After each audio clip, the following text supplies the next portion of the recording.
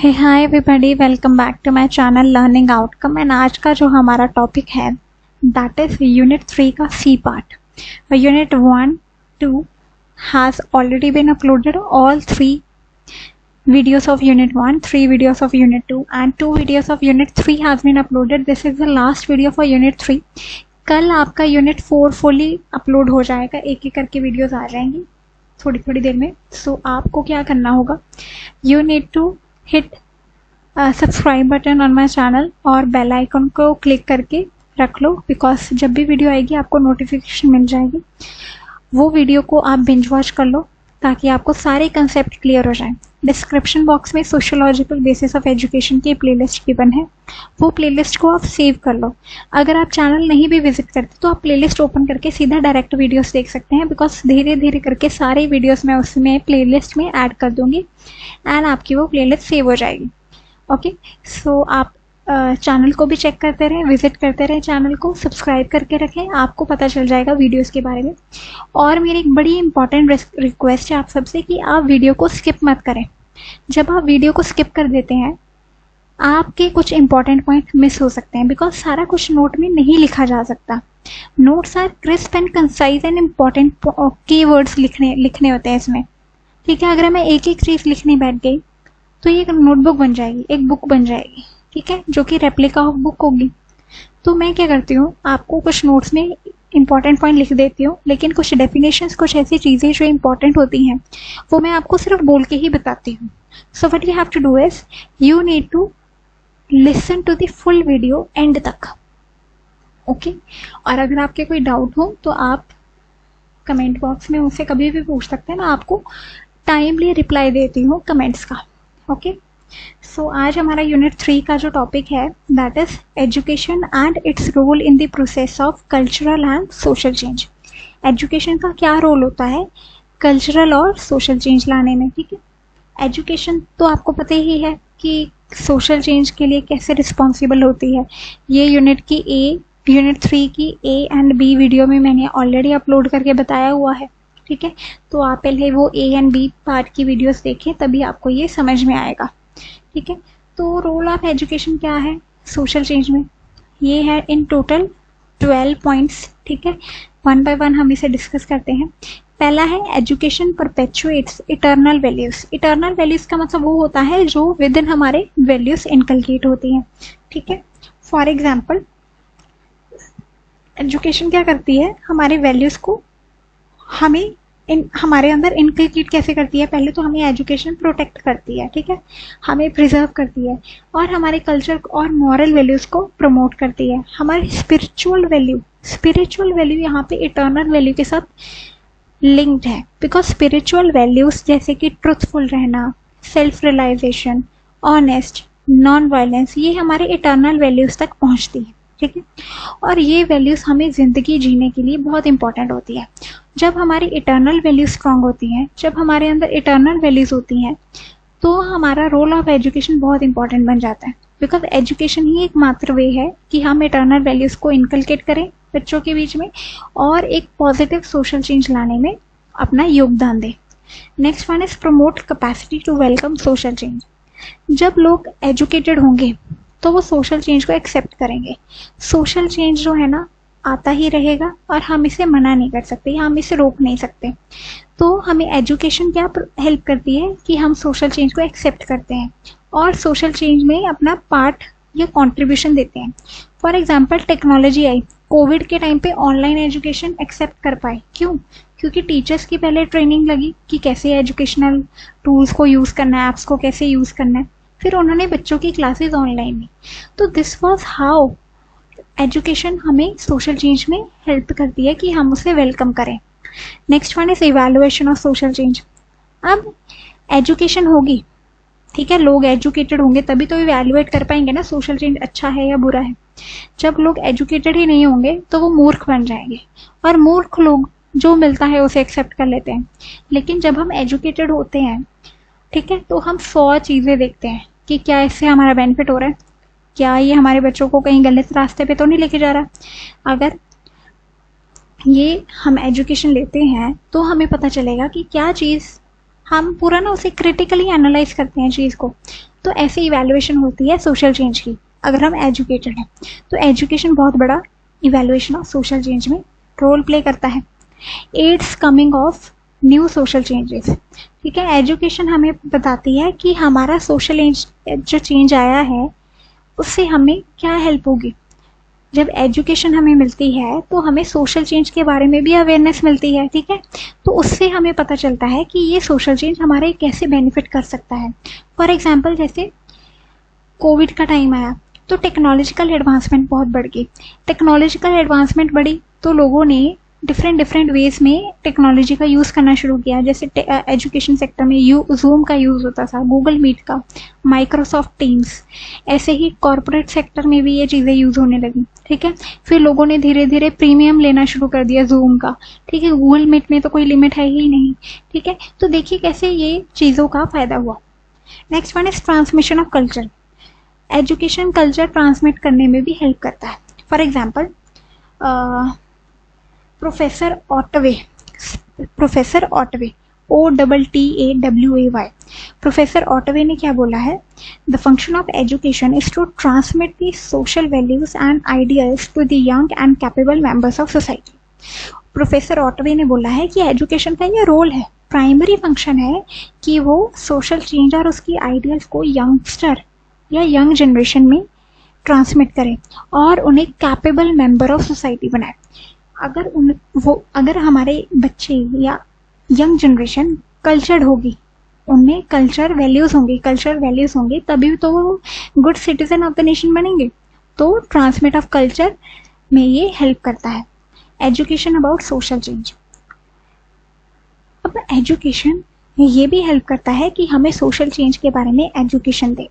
Social change क्या होता है ये हमें नहीं पता था जब तक हम ये चैप्टर नहीं पढ़ते।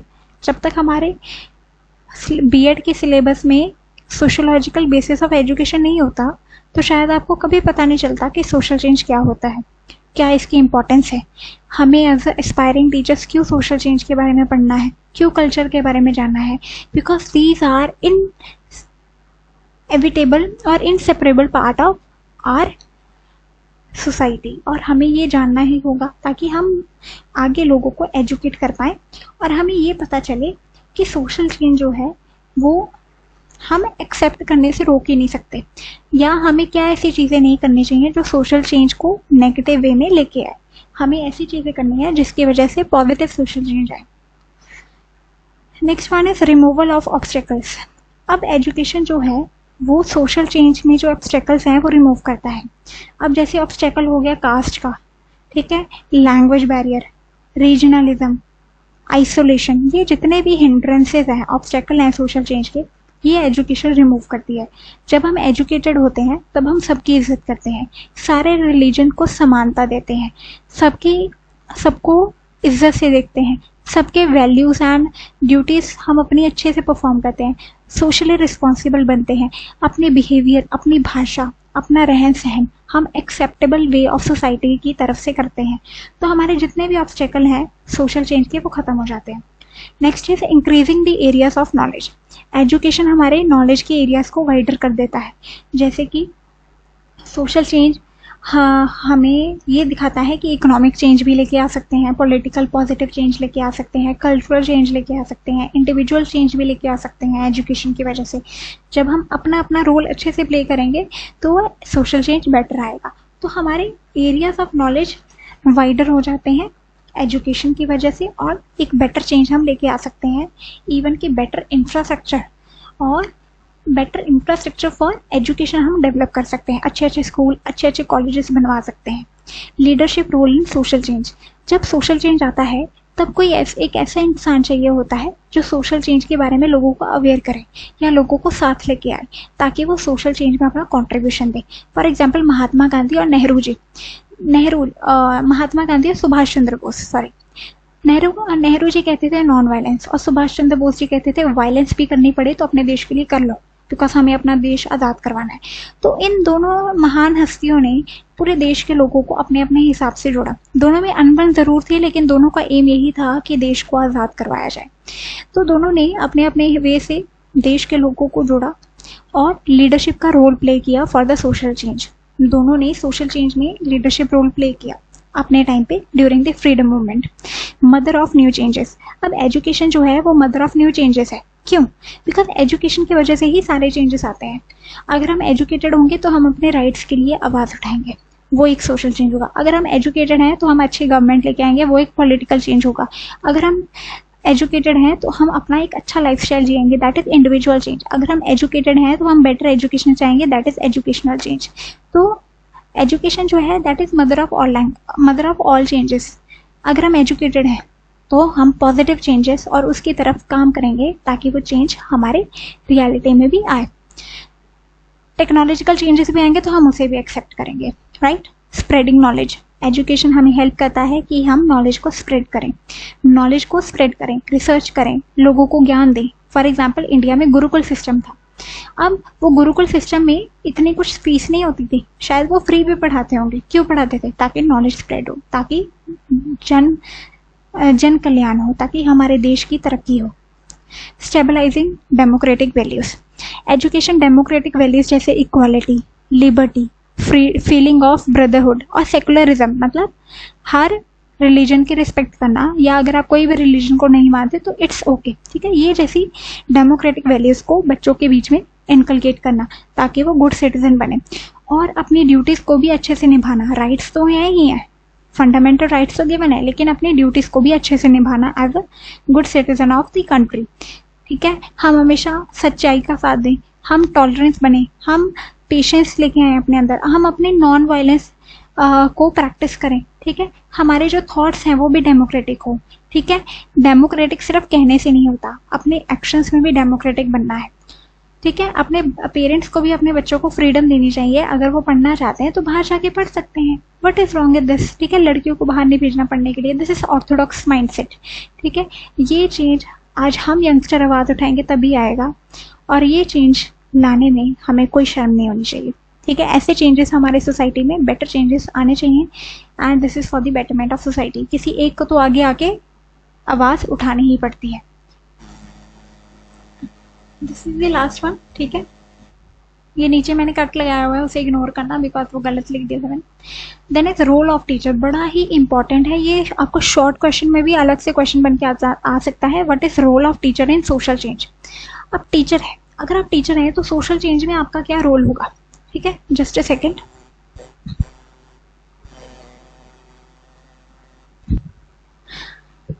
सो role of teacher is very important in social change. इसमें टोटल 8 पॉइंट्स हैं आपके। First one is believe in social change. पहले तो आप टीचर हैं, ठीक है। अगर आपको ये बिलीव नहीं होगा सोशल चेंज में कि social change is good for society और सोशल चेंज को हमें एक्सेप्ट करना चाहिए, तो बताएं बच्चों में वो चीज़ कैसे आएगी। तो पहले टीचर को बिलीव रखना चाहिए कि सोशल चेंज जो है वो अच्छा ही होगा, ठीक है, और हमें उसे एक्सेप्ट करना चाहिए, ठीक है।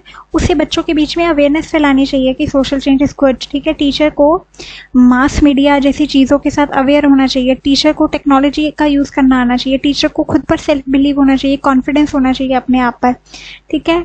अपनी पर्सनैलिटी ऐसी रखनी चाहिए। टीचर को न्यूज़ के साथ, करंट अफेयर्स के साथ अपडेटेड रहना चाहिए ताकि वो सोशल चेंज को जाने कि क्या क्या चेंजेस आ रहे हैं। रेडियो, टीवी, फिल्म्स देखनी चाहिए टीचर को, अच्छी अच्छी डॉक्यूमेंट्रीज देखनी चाहिए ताकि टीचर अवेयर रहे कि क्या सोशल चेंज आ रहा है और बच्चों के बीच में वो अवेयरनेस फैलाए और सोशल चेंज में बिलीव रखे।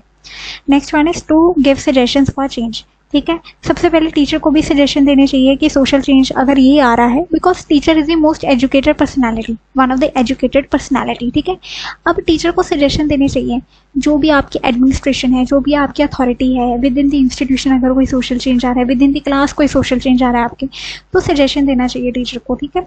अगर टीचर सजेशन देगा तभी वो पता चलेगा कि हाँ जी ये चेंज लाया जा सकता है, बिकॉज एक टीचर सिर्फ अपने लेवल तक नहीं सोचता, वो बच्चों के लेवल तक भी सोचता है, ठीक है। So teacher is a gardener, कहते हैं ना, टीचर क्या है, एक गार्डनर है जो एक गार्डन को और सुंदर बनाता है, बिल्कुल वैसे ही, ठीक है। जैसे एक गार्डनर गार्डन को सुंदर बनाता है, टीचर भी एक गार्डनर है और उसका गार्डन क्या है, उसके बच्चे। टीचर बच्चों को और निखारता है। जो एक सेलर होता है, मतलब जो बोट चलाता है, वो बोट को सेफ्टी की तरफ लेके जाता है, सेफ्टी मतलब किनारे की तरफ लेके जाता है, ठीक है, बिल्कुल वैसे ही टीचर भी अपने बच्चों को हर मुसीबत से बचाता है। तो टीचर का एक पॉजिटिव और कंस्ट्रक्टिव सजेशन का रोल है in social change. Next one is to welcome changes. ठीक है, टीचर को वेलकम करना चाहिए हर चेंज का। अगर बच्चे नहीं, सोसाइटी नहीं एक्सेप्ट करी तो टीचर को वेलकम करना चाहिए। For example adult education. Adult education was a stigma in Indian society. Adult education आज के टाइम पे एक सब्जेक्ट है यूनिवर्सिटी में। ठीक है, अगर टीचर इसे नहीं पढ़ाएंगे तो बताइए ये सब्जेक्ट कैसे चलेगा। किसी ना किसी को तो पढ़ाना ही पड़ेगा ना। पहले टीचर को एक्सेप्ट करना चाहिए, वेलकम करना चाहिए चेंजेस को। ऐसे ही सेक्स एजुकेशन होती है। अगर टीचर को ये पढ़ाने वाला ही नहीं होगा ये सब्जेक्ट को तो बताइए ये एजुकेशन के बारे में अवेयरनेस कैसे फैलेगी। एडल्ट एजुकेशन या sex education is very important. ठीक है, विमेन एजुकेशन भी आजकल आ चुकी है, विमेन के रिलेटेड एजुकेशन होती है जो। ठीक है, तो टीचर अगर वेलकम करेंगे सोशल चेंज को तभी ये चीज़ें आगे बढ़ेंगी। ठीक है, remove obstacles in the way of social change. Teacher का एक रोल होता है कि वो ऑब्स्टेकल्स को रिमूव करे। ठीक है, अगर टीचर ही रिमूव नहीं करेगा ऑब्स्टेकल्स को तो बताइए ये रोल कौन प्ले करेगा। डेफिनेटली ये teacher has to play this role. ठीक है, फॉर एग्जाम्पल अगर बच्चा कोई गलत कदम लेता है तो टीचर का ये रोल बनता है कि वो बच्चों को अच्छे से गाइड करे और जो उसकी लर्निंग में ऑब्स्टेकल है। फॉर एग्जाम्पल अगर बच्चा कोई नहीं अच्छा कर पा रहा लेकिन वो किसी और चीज़ में अच्छा है तो बजाय कि उसे डांटा जाए और उसके ऊपर एक स्टिग्मा लगा दिया जाए कि ये तो एकेडमिकली वीक है, टीचर उस ऑब्स्टेकल को रिमूव करे। बच्चे को वो भी खिलाए जो वो स्पोर्ट्स में अच्छा है लेकिन साथ साथ में उसे एक्स्ट्रा क्लासेस भी दे ताकि वो स्पोर्ट्स की वजह से अगर अपनी क्लासेस मिस भी करता है तो कम से कम वो इस लायक तो बने कि वो अपने एग्जाम्स पास करे और अच्छे से पढ़े। राइट, फॉर एग्जाम्पल मुझे एक याद है, एक न्यूज़ पढ़ी थी मैंने कहीं पे कि एक टीचर ने विलेज में एक बहुत ही छोटी एज की बच्चे की चाइल्ड मैरिज होने से बचा लिया। तो बताइए this was a obstacle in social change. वो बच्चे की ज़िंदगी खराब हो सकती थी, वो लड़की छोटी सी बच्चे की शादी हो रही थी तो एक टीचर ने वो आवाज़ उठाई, पुलिस को अपने साथ लेके गई और उसकी शादी रुकवाई। So that was a commendable act. ठीक है, इसके लिए बहुत गट्स चाहिए। वो टीचर के साथ कुछ भी हो सकता था, शायद उसे मारा जा सकता था, बट शी एक्टेड इंटेलिजेंटली। वो पुलिस को साथ लेके गई, अकेले लड़ी नहीं। ठीक है, उसने समझदारी से काम लिया। तो होशो आवाज से जब आप अपना काम करते हैं तो आपको कोई रोक नहीं सकता। Next one is to analyse social change. अब टीचर का रोल होता है कि वो सोशल चेंज को एनालाइज करे। सबसे पहले अगर कोई समाज में बुरी चीज है तो वो टीचर ही आवाज उठाता है पहले उसकी। ठीक है, तो टीचर का रोल है कि वो सोशल चेंज को एनालाइज भी करे। अगर टीचर सोशल चेंज को एनालाइज करेगा तभी तो ये पता चलेगा कि सोशल चेंज अच्छा है या नहीं अच्छा। ठीक है, तो टीचर्स की एक कमेटी भी होती है। ठीक है, टीचर्स के ग्रुप होते हैं, जब वो एनालाइज करते हैं तब वो गवर्नमेंट को सजेशन देते हैं। ठीक है, तो वो गवर्नमेंट उसमें चेंजेस लेके आती है और सोशल चेंज में हम बदलाव लेके आ सकते हैं। To perpetuate the culture of the society.